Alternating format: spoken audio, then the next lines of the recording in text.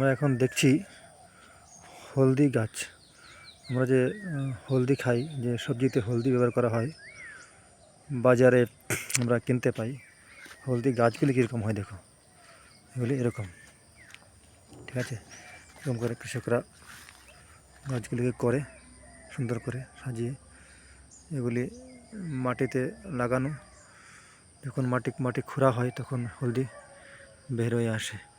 পাশাপাশি আমি দেখাচ্ছি আমরা যে আদা খাই, আদা গাছ কীরকম হয় দেখতে, দেখো এরকম হচ্ছে আদা গাছ। এগুলো হচ্ছে আদা গাছ, ঠিক আছে। এগুলিকে মাটিতেই হয় সবগুলি।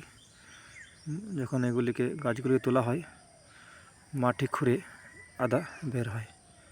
দেখেছ কত সুন্দর প্রকৃতি আমাদের। এখান থেকে অনেক কিছু করা যায় যা আমরা সবাই জানি না।